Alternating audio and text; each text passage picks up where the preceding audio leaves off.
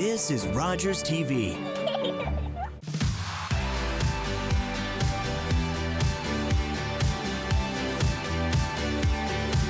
Hello, and welcome to the What's Up London show. I'm your host, Jen Slay.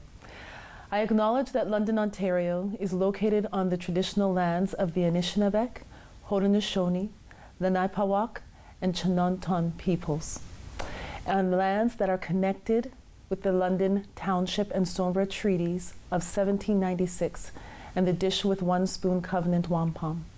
I want to express my gratitude to the Indigenous peoples and their ancestors for what I and my family have received as settlers on Turtle Island.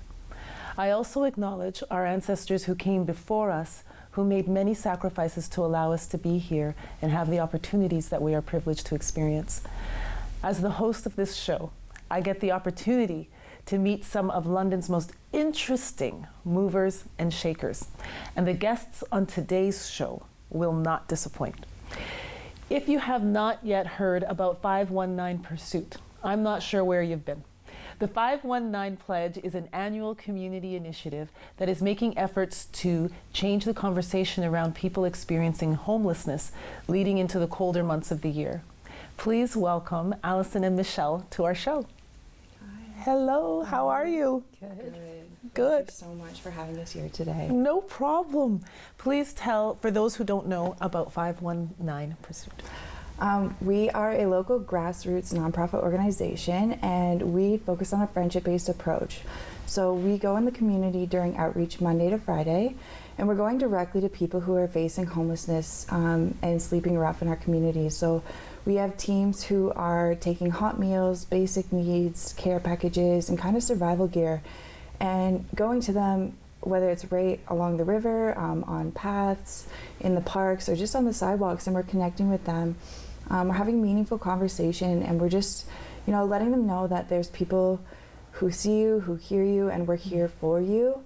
Our goal is consistency in having those conversations and trying to get them back in the doors of services and shelters that are here for them in the community. Nice. And so what do socks mean for people who are experiencing homelessness?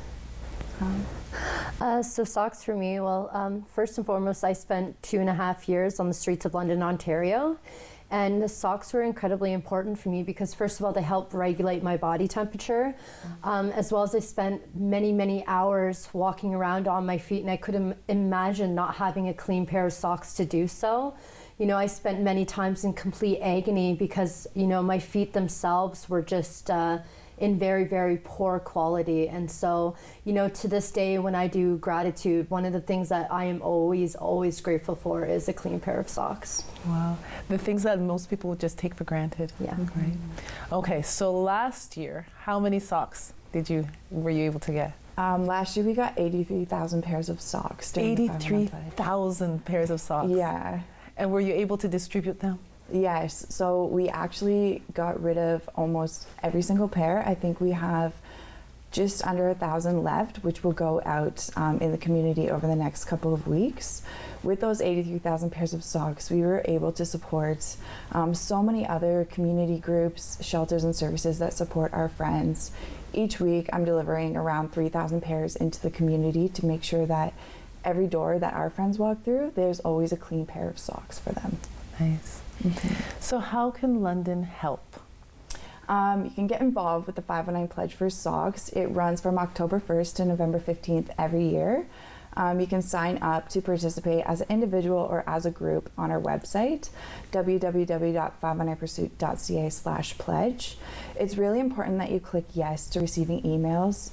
This will give you your campaign toolkit, so it'll help you let people know what you're doing, why you're doing it, and how to get involved and donate to you. And it will also let us be able to know who's participating and let them know about our official sock drop day, which happens following November 15th. Okay. So what are some interesting things that people have done to collect these socks? There's so many different ways to get involved. There's schools that get involved. They do homeroom competitions where they do a friendly competition, get the students in homeroom to try to raise as many socks as they can. Mm-hmm. There's businesses who, amongst their departments, do a friendly competition again. There are people who have local social media pages that are really engaged, and they use their social media platform as a way to get people involved. And also last year we had somebody use their Halloween display for trick-or-treaters to let the parents know when you're coming by to also bring socks. So that was really unique and cool. Nice. And before we started today, you mentioned that there was a business in Alberta that has really gone deep into this. Yeah, so Sock Rocket in Alberta, they are a sock company. So for every pair of socks that they sell, they donate 2 pairs forward to somebody that is supporting those in need. And they saw our sock pledge last year and unfortunately caught it at the end. So this year they have pledged to send us 30,000 pairs of socks to start towards our goal of 100,000 pairs. So 100,000. So incredible. Nice. Okay, well, London knows 100,000 pairs of socks. All right. Thank you so much for being here, and thank you for everything that you do. Thank you so much. We're going to be right back.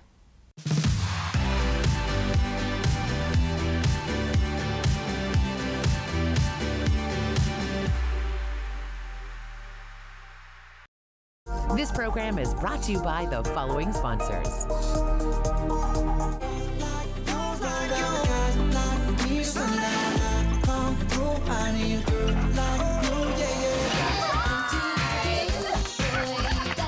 Your happy place. Easy 1013, the perfect music mix. Carbon monoxide is a deadly gas you can't see, smell, or taste. Homes with fuel-burning appliances and/or attached garages must have working CO alarms installed outside all sleeping areas. Don't let the silent killer get you. Install working CO alarms today. When it comes to drugs, how much freedom is too much for kids? Drugs are out there. Will my teen feel free to say no around other kids? I didn't live drug-free when I was younger. Can I admit that to my kids? Drugs worry me, but how can I feel free to talk about it with my kids? Questions about drugs and kids? Drug-Free Kids Canada.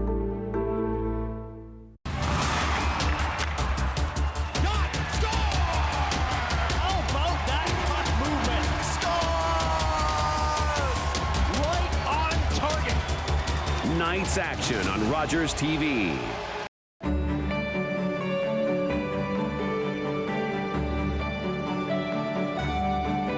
This is Rogers TV.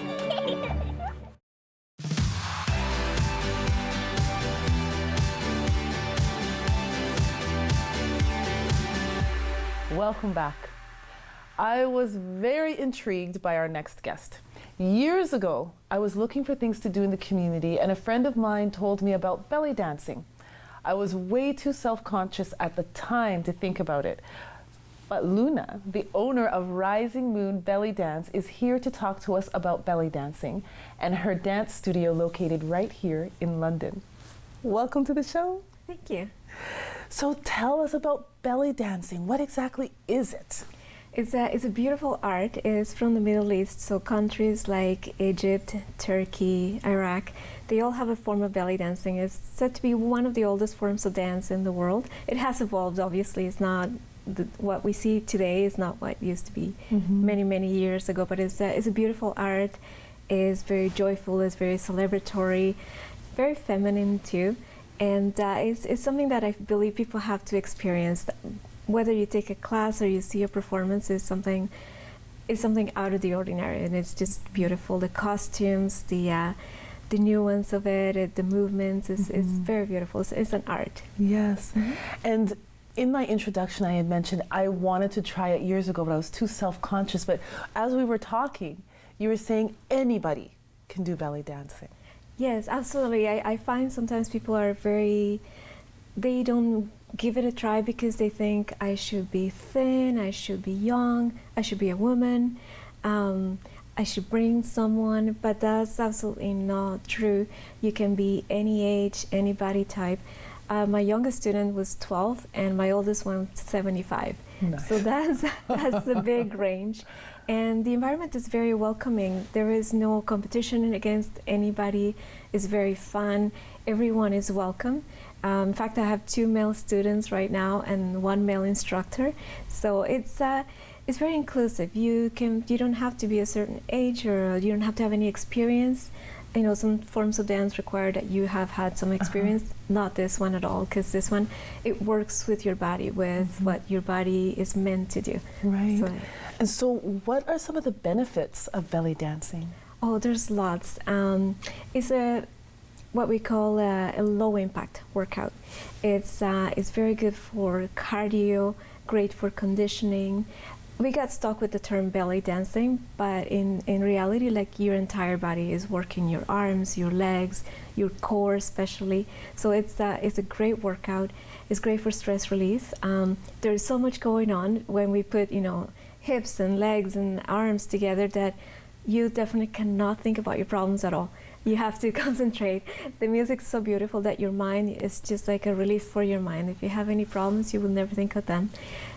It's great to make friends. You can meet other people. You can learn about the culture. That's another thing that I do in classes. I talk about where the music comes from, what it means, the different styles. So you are learning about a culture that sometimes is misunderstood. And so there are so many benefits to it. And you have a fundraiser. Yes, I have a fundraiser coming up. So I have 2 classes on Fridays that are drop-in, so you don't have to commit for 8 weeks. You can just come in the day off. And it's 5 o'clock is a drills class, and the 6 o'clock is a workout class. So they're both dance classes, but we don't do choreography, and you don't need to be committed for 8 weeks. So what I want to do is, starting October 14th to December 9th on Fridays, people can attend with a donation, $5 minimum, or an item for the women's shelter. And at the end, we'll take everything to ANOVA. So it's a place that I would like to donate. This is for women, and also I'd like people to be able to come to the class if they can't afford it. Otherwise, just come and try with a donation and enjoy the benefits and see what it's like. Awesome. Well, that is wonderful. London is a very generous city, and so hopefully they will take you up on that offer. Now, let's do a demonstration. I was so excited for this part. So let's do a little demonstration of what belly dancing is. So we're going to do a twist shimmy. This one is very easy. We're going to have feet under the hips.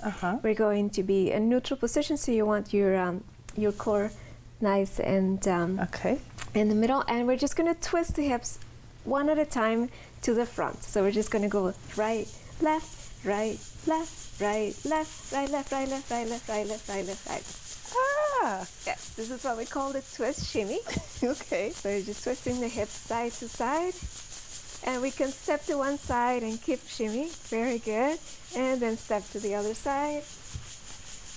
Very good. Now we're going to try hip shimmy. So we're going to bend the knees one at a time to the front. Very good. So right, left, so sort of like hip drops. So your hips are on the down position.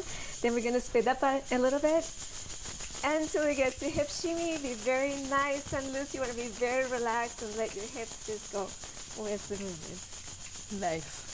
Very good. I could see how this is a workout. Yes. And you want to breathe normally as you're doing all this, and then just let your body relax. The key is to be very, very relaxed. Although the movements seem sharp, you're very relaxed and enjoying the music. And it's fun. And we didn't even have music or other people around. Yes. I was having fun already. Thanks again for being here, and good luck with the fundraiser. Thank you so much. We'll be right back.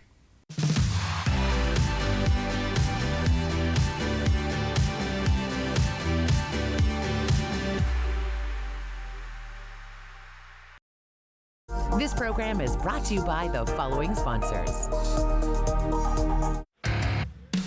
Wednesday night national games are back on Rogers TV. Watch all the goals, saves, and hits every Wednesday night starting at 7 p.m.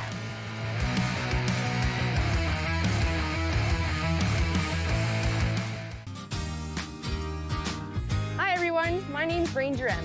I love to knowledge share, and that's just what I'm going to do with you. So come on, let's go learn with Ranger M.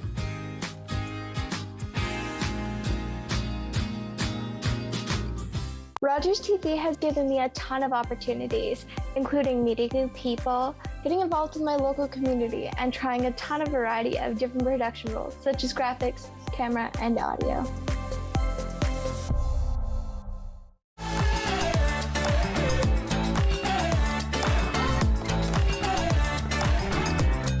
clubs, leagues, and courts in every province and territory across Canada, squash is the sport for wall-to-wall fun, fitness, and friendship.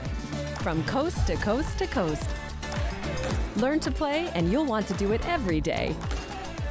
Squash. Play inside the box.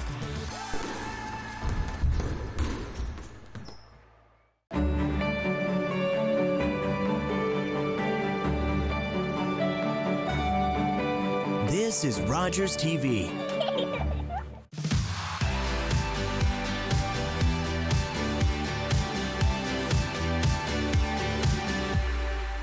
Welcome back. Rogers is proud to be a supporter of the Children's Aid Foundation of Canada and will be assisting the foundation with their latest campaign, The Wiggles, Something in Common. The project is an e-book that is available free to download. Let's hear more about it.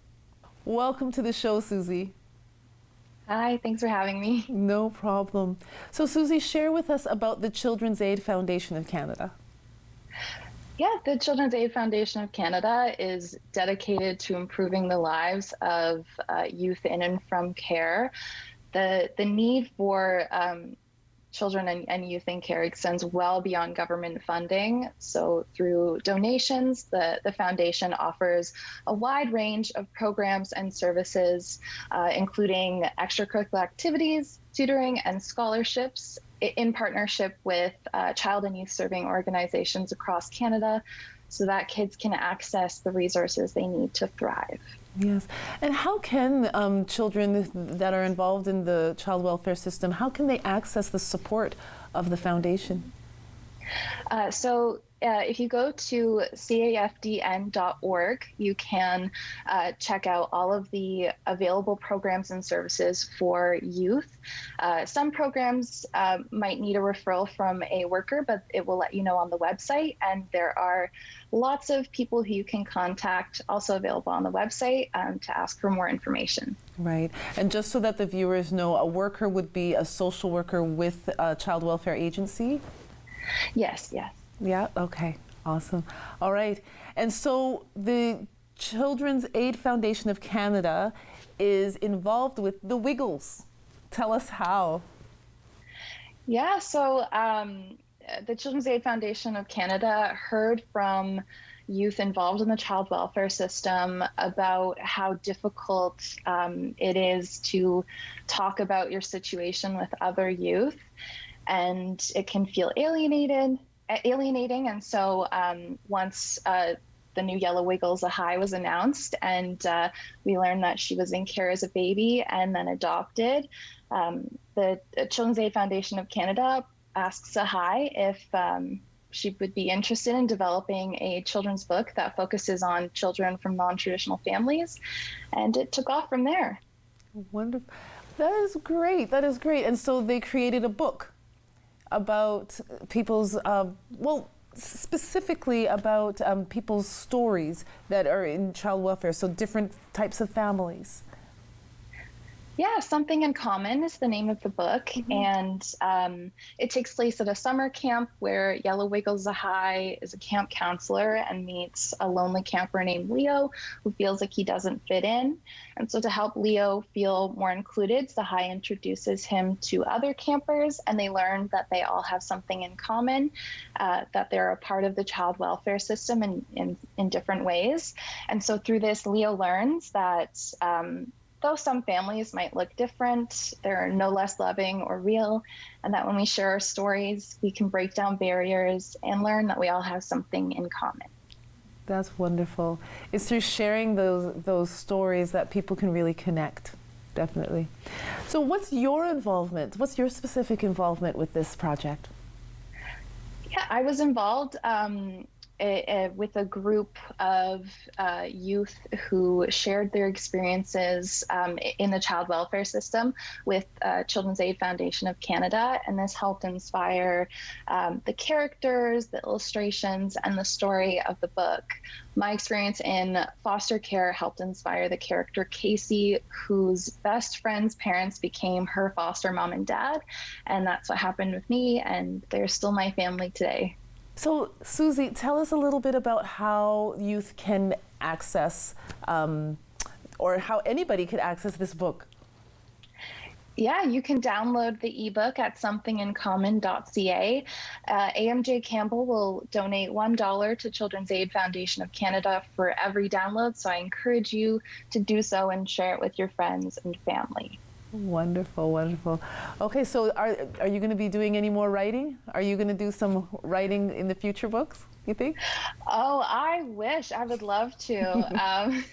I love sharing stories so that hopefully we can learn from each other. And so I think conversations like this, like what's in the book, are so important, especially with young kids. Well, thank you, Susie. Thank you so much for being part of this project and sharing your story and being vulnerable.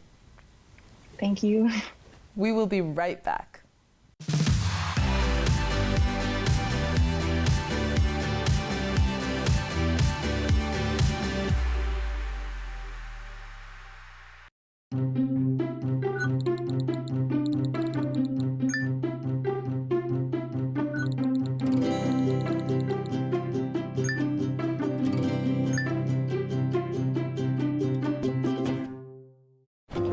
My dad was a railway porter. It was just about the only job a black man could get. But he had big plans for us. Music would be our ticket out of poverty. I knew we couldn't afford that piano, so I practiced twice as hard. Nice, Daisy. Okay, Oscar, let's hear it.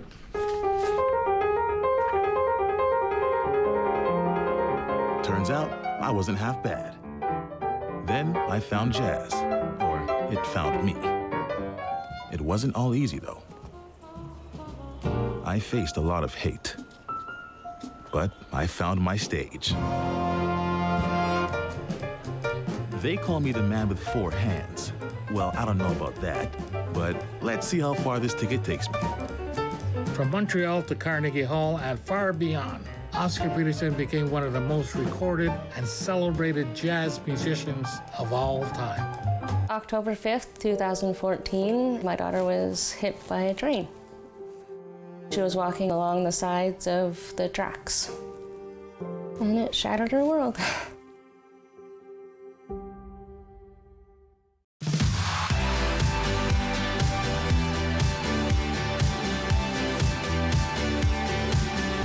Welcome back. When you see a yellow light or yellow lines in the road, it means proceed with caution, right? Well, our next guest is going to talk to us about a tempestuous love affair they have had. You heard me correctly, a love affair with the road. The pair is a musical group going on an Alberta tour and an American tour in November. They are based here in London. Please welcome Hillary and Renee. Hello. Hello. Hi. How are you? Really good. So tell me about your band. So we're in a band called The Pairs. Uh-huh. We're 2 members of the band, and we're a 3-part harmony indie folk band from London. Mm-hmm. So 3-part harmony. Renee and I are singers in the band, and Renee's twin sister Noelle is another singer in the band. Okay. Yeah. Nice. Yeah. And you're touring in the US for the first time. We are in November. How nervous are you? Nervous. Or excited? Nervous. Both. Absolutely both. New frontiers. Yeah, it's been a really cool opportunity. The last few years, we've just kind of spent time cultivating relationships locally and meeting new people, and the folk community in general is really welcoming and wonderful people, and we've been lucky to make some connections with folks who live over the border, and we've finally been invited to go and play there too, and we're really excited about it. We're actually going on tour with another band too, so it's like both bands going together, so we're not doing this alone. Nice. It's a community. Yeah. Well, congratulations with that. Thank you. And so tell us about Yellow Lines. What's that all about? So Yellow Lines was written just before the pandemic hit, and we were grinding as a band. So we were all having a little bit of trouble kind of keeping up with the road and like being tired, having challenges like keeping everything on track back at home too. Our relationships were kind of having a hard time. Our relationships back at home were having a little bit of a hard time sometimes. And this was just like written about how it's a dream to be out on the road and touring, yet the like balance of like maintaining health and mental health at the same time. And then it was really funny that, you know, a week later or whatever, COVID hit, and we were just wishing we were back on the road. I know, it's like you said to the universe, oh, I just need a break, I need rest. Yeah. There you go. Yes. I think a lot of people must have been saying that at the same time. Yeah. Definitely. So how can Londoners, because London is a great community, how can they help support you in your tour? Because you are London grown. Yes, right? we are. Yeah, that's a great question. Thank you for asking that. We feel like we've been so incredibly supported already by Londoners. It's where we kind of got our performance feet and really found the stability that we have now to be able to actually venture out and go. And we love the support we've received here. We also are, we have been working on a new album, and we currently have a crowdfunding campaign rolling. And so people, if they want to, can donate to that campaign and help us to do things like manufacture the album and promote it through other touring and venturing out beyond London as well. So there's that. And yeah, I think just coming out to shows and continuing to be part of whatever live music infrastructure is here, because the more that people get out and go to shows, the more opportunities come up for bands like us and other artists. And yeah, it's really just keep caring, keep showing up to shows, and being who you've been so far. Well, again, congratulations on the tours. We're going to end the show with your music, so I'm looking forward to hearing that. And good luck with all of your endeavors. Thank you. So much. Thanks so much for having us. Not a problem at all. Well, that's a wrap. Thank you for joining me today, and do yourself a favor and go visit the websites and the social media platforms of our guests to support their efforts. Please visit our website so you can catch up what you might have missed. I look forward to being here again with you next week, and I ask that you please like, comment, and share this episode with your friends. As mentioned, we're going to be hearing the music of The Pairs, so please stay tuned. Be well, take care, and I'll see you next week. Said you can't get nowhere fast enough. Said you can't get nowhere far enough. Said the world ain't goddamn big enough for you. I've wanted you my whole life. I wanna see the world in all it's got. I wanna squeeze out each and every last drop. I wanna find every last goddamn spot of you. Yellow lines between us. Yellow lines, point me home. Yellow lines.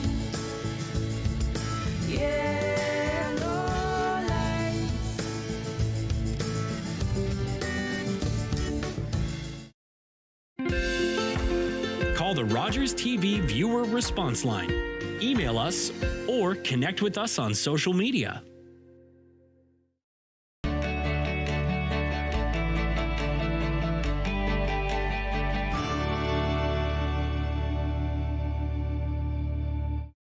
It's Rogers TV night at Budweiser Gardens as the London Knights face off against the Sault Ste. Marie Greyhounds on Sunday, November 13th. When they clash, things will heat up, and Rogers TV wants to spread that warmth around with their Warm and Woolly Drive in support of the Boys and Girls Club of London.